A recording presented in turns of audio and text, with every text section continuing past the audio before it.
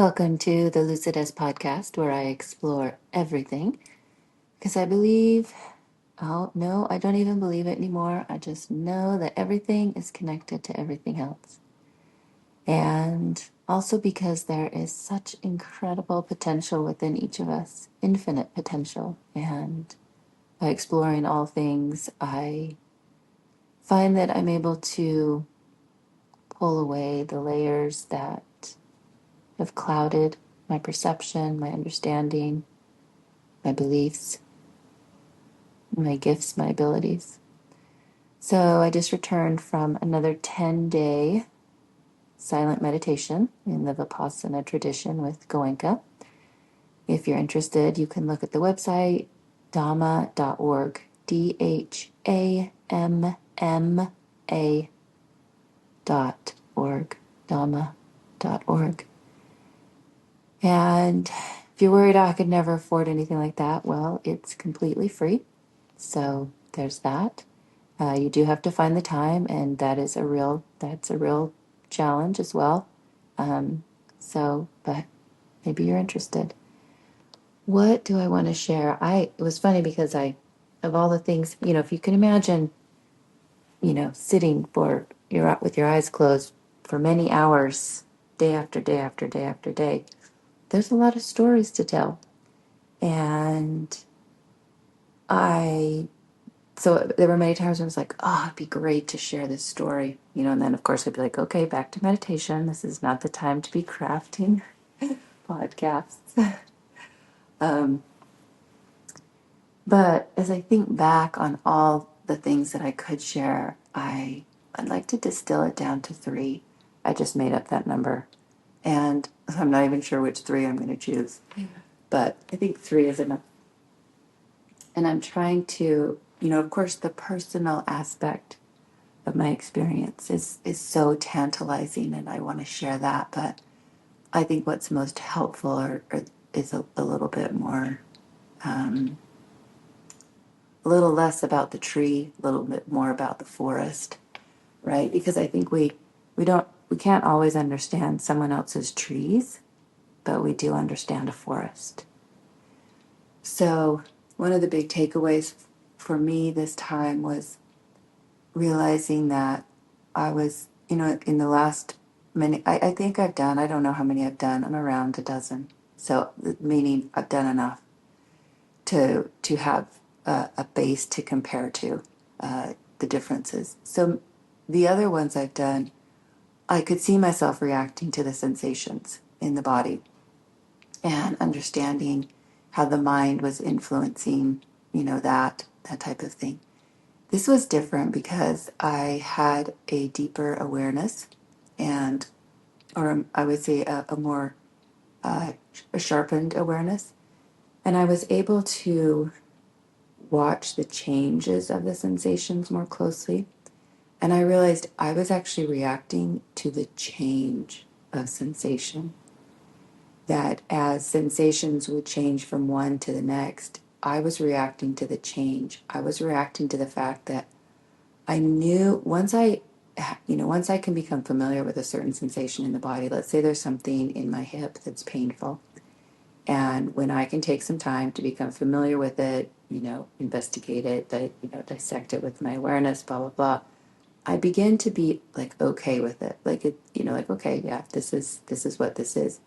But when that sensation then changes into something else, the moment before it changes, and I was aware of this, the moment before it changes, I freeze and my mind starts to freak out because I don't know what it's going to become. I know that it's changing and it freaks me out because my mind immediately goes to, oh no, it's changing. And for me, change is bad and terrifying and scary, and it's, just awful. And so I have a quite strong and averse reaction to change. And when I began to watch this in myself, it was humbling. It was surprising. It was a little shocking to think, my God, I can't it kind of was like, I literally can't live life.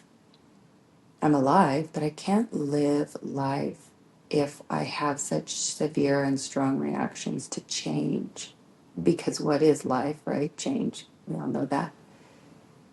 So I began, it was interesting to watch me first kind of just settle into the shock of my God, I have such strong reactions to change.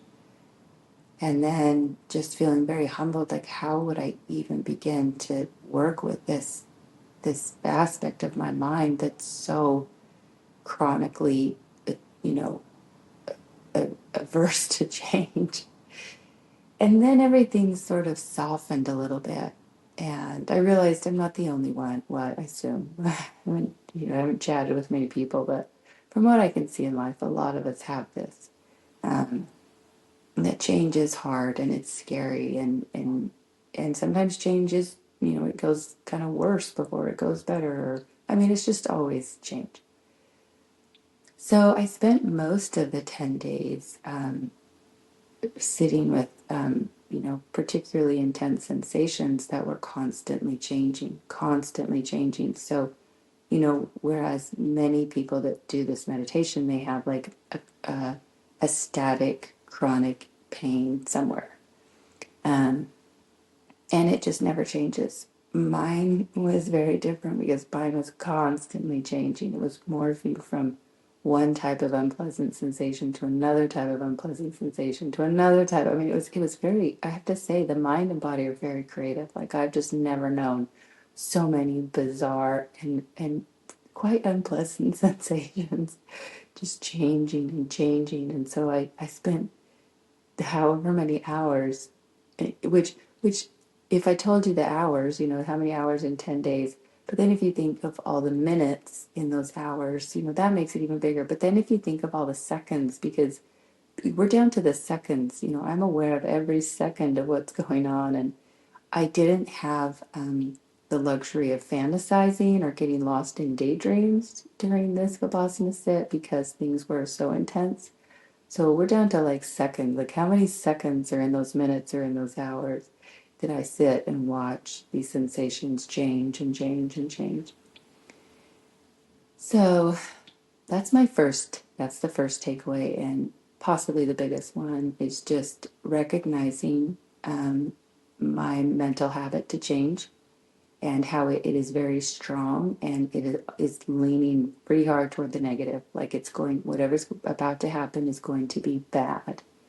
Um, so now that I've seen it so clearly, I've experienced it, I've watched it, I've spent some time with it, I'm more attuned to it, and I've been, in the few days I've been back, have just been watching it more closely, and just trying, just being aware of it. Just like, okay, this is a thing, um, and with time we can, soften its reaction and allow change to be what it is, which is not good or bad. It is change, and it is constant, and it's the one truth in the universe. So that was one really big takeaway. The second one was, and this one's harder for me to explain because in these deeper levels of meditation, it's the language becomes less useful. You're having experiences that um, are just difficult to describe. So what I could, what I can say, I think there's a teaching in it. And they call it, I think it's called two arrows. So it's, so say you have an unpleasant sensation somewhere in the body. Let's say it's in your shoulder, and they would say it's like you've been shot with one arrow in the shoulder. So there is in fact an unpleasant sensation in the shoulder. Well, if your mind now reacts to it and starts to go negative and tell stories and just oh my gosh, it's so terrible and it's never going to go away and it's never going to get better. And it's just, so if the mind then reacts to the unpleasant sensation, it's like you've shot yourself with a second arrow. So two arrows. Um, and so the whole idea is like, you don't actually need to react to an unpleasant sensation in the body. So many of them, well, for me so far, all of them work themselves out if given equanimity, if given awareness without reaction. So, and what I saw at a very, very deep level was that I have a habit. Let's say my calm. I'm going to make up numbers here just to try to give us a a, a metaphor, so to speak. But it's not even a metaphor; it's real. But let's say my calm mind is vibrating at 100. I'm just going to make it 100, and then let's say my dull mind is at 50, and my very heightened mind is at 150. So let's say a 100 is like a calm, balanced mind for me. What I began to, my awareness was able to detect is that when I had a calm and balanced mind, and something intense happened in the body, sometimes my mind would automatically jump to 150 and become very hyper and agitated. Sometimes it wouldn't. It would stay at 100 and it would stay calm and balanced, and I would be with the sensation. And then I would somehow shove it up to 150. Like I was then doing something to make it go up there, almost because I wanted, some part of me wanted to prove how hard it was. So it was deliberately like, this is so hard. It was deliberately like almost wanting to make it harder so it could react to, this is so hard. It's almost like I've been in a habit pattern of things being so hard that now I just make everything so hard. And I began to learn that I could hold my mind at the 100, at balanced. And even though there was some part of me that like kept trying, it was like, I want to push. And I'd be like, no, no, no, we're just going to stay balanced. We're not going to shove the vibration of our mind any higher. We're just going to stay balanced. We're just going to stay balanced. And so I saw how, yes, I'm dealing with like sort of automatic habits that the mind is going to do on its own, but I was interfering with my balanced mind. I was not allowing it to stay balanced when it was balanced. Um, so that's another thing I've been looking for um, in this, and it's actually one of the reasons I'm not going to share some of the stories of the trees, because I've realized that when I get into some of my tree stories, I agitate myself in order to try to convey the intensity of the moment. And that's not helpful for me. And I actually don't think it's helpful for others either. I think there are some intensities in life that maybe are just best experienced personally, and we don't need to try to convey it, the full intensity of it. At least that's kind of where I'm playing right now, is being a little more mindful about my desire to share the intensity of things, as opposed to maybe that it was intense, let people trust it was intense and go find out for themselves, and or just equate it to something in their own life that they know. um, okay, so that brings me to the third one. I have no idea what my third takeaway would be. The thing that's coming to mind is something about everyone, like all of us. um, I so this is I'm not quite sure what I'm going to say yet, but I can feel it. This is something that I've thought about for a long time. So I've done lots of different types of ceremonies, whether it's in the Native American tradition with dances, ceremonies, sweat lodges, whether it's in the South American traditions of ayahuasca, um, uh, the traditions, ceremonies with mushrooms. Obviously, I consider Vipassana very much. Some some people that do Vipassana wouldn't say it was a ceremony, but it has that sacred feel to it. And when I've done all these different types of ceremonies, it seems to me that a certain type of um, the people that come to specific ones all seem to hold a similar vibration. Not, and this is not, I'm not talking like, oh, they're high vibration people. No, I don't actually really like that. But what I'm talking about is like they all, when we, those of us that come to a certain event at a certain time seem to have like a common need. Like we're all working. It may not look the same, like it may have a different face, but energetically, we all have a similar energetic need, and that's why we've come together, and we create what we need in that ceremony to help ourselves and each other with that common, vibrational, energetic need. What was interesting about this latest Vipassana set was I've never seen so much chaos and people just literally like kind of not being able to handle their stuff. I mean, just, when you're doing a set, certain sets, you're not supposed to stand up and walk out. People were standing up. I mean, we had people, somebody had to run out and vomit. Like, I was never seen that at Vipassana. Other people, like, just like I don't even need to describe it. But what I'm saying is, I've never, ever seen a group that was sort of like, whatever was going on was so hard they could not handle it. Why is that interesting?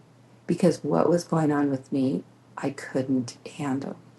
I have fought so hard in so many Vipassana sittings, and been on the verge of like losing it, and sometimes losing it, but I could get it back, and then I'd lose it, and I just, like I just somehow I could always find a way. And this time, I cannot count the number of times where I was completely overwhelmed and could not handle what was going on, and I would just be like, "Oh, I don't know what to do. Like this has literally beaten me. Like it's winning.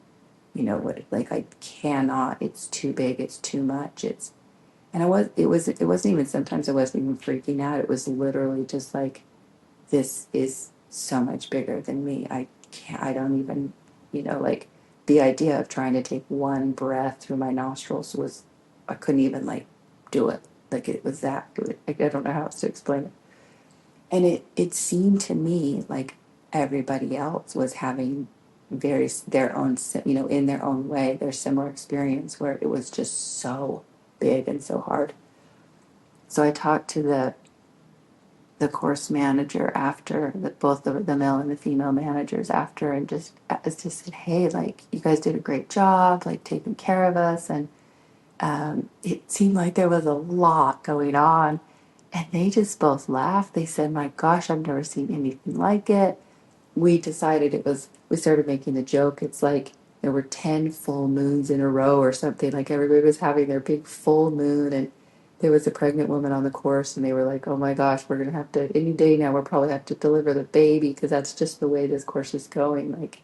Like it wasn't just me that could tell this was an incredibly unique and intense course. So I felt like, and I knew going into it, I mean, I've had so much going on in the last 18 months since my last sit. And I thought, this is going to be big. There's just a lot of energy inside of me that needs to come out and be um, navigated.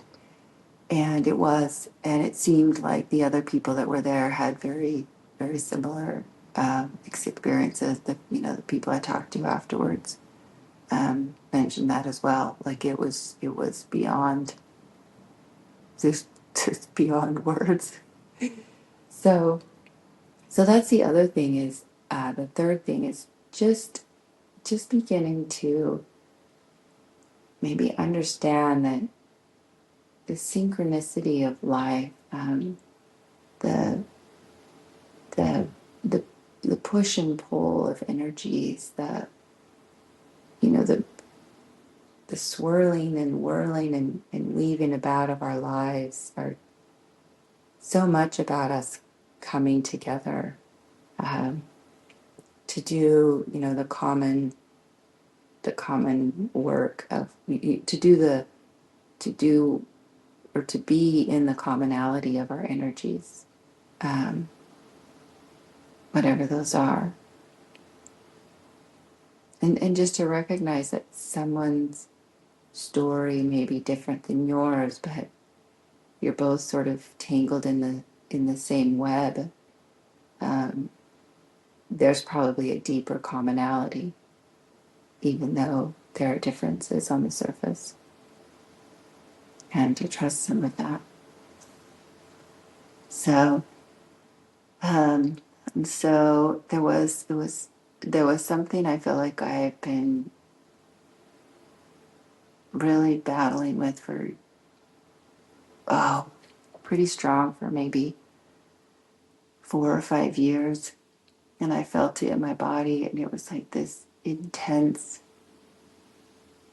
like jagged sort of pain that was non-localized. I mean, it wasn't anywhere, it was just kind of everywhere. And what it was, I would say it's like a, you know what a jigsaw is? This tiny little blade. And it was just always an agitation. It just always made me feel so agitated. And as on the very last day, on the very last sit, in the very last few minutes, it finally, I felt it leave. It was all in my left leg. I mean, it's way more in depth than I'm saying, but the point is, I felt it leave, and something, it was like the jigsaw. If you ever held one of those things, it's also very jumpy. You know, the jigsaw turned off, unplugged, went away.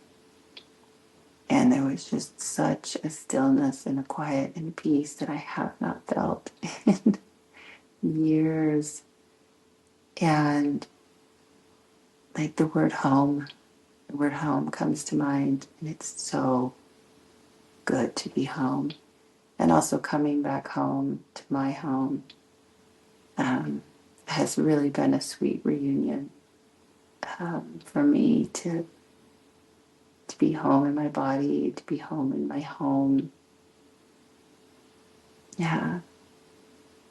And I just have, my heart just aches in this moment for all those that don't have a home in their bodies, a home for their bodies.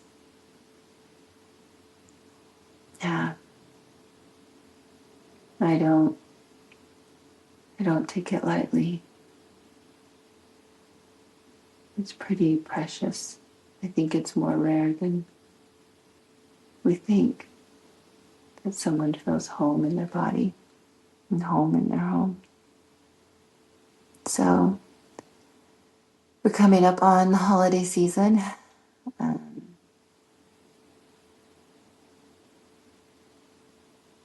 don't know why I'm going to say this, but recently I've been looking at the relationships in my life, and this, I think I may have mentioned this on, I actually don't know if I mentioned this on a podcast, but it was many months ago, and I was talking to my therapist, and suddenly the words came out of my mouth. Well, like, you know, the word mom is a prison. It's a prison box. You know, it's like I put my mom in a prison box called mom. Like, because she's my mom, she's supposed to behave a certain way. Instead of just taking her out of that box called mom, that prison called mom, and just saying, oh, that's a person, and I was born to her. In the same way, I feel like, you know, there have been times when my kids have put me in a box, in a prison called mom, and I wish they would take me out and just say, look, I'm just a person, and I happen to have given birth to you. And in reverse, to take them out of the box called son and the box called daughter, you know, whatever those prisons are. But also, you know, if I have a partner, take them out of that prison called partner. You know, because you're my partner, you're supposed to. No, No, there's no, you can ask for things, but you're just dealing with a human being. And so I guess what I was going to say as we move into the holiday season is try to let people out of their boxes, out of their prisons, mom and dad and brother and sister and husband and wife and daughter and son, and just be like, oh, there's going to be these people there, and yeah, I'm related to them, but they're people, and they're going to do what they do. It's, there's the prisons we put over people just make things worse. So that's another thing I'm really looking more closely at. Doing just a little bit more to allow people the freedom to be who they're choosing to be.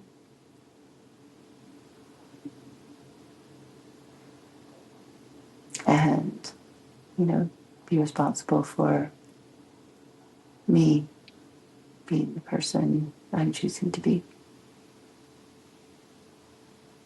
So I hope you all have a beautiful, beautiful day.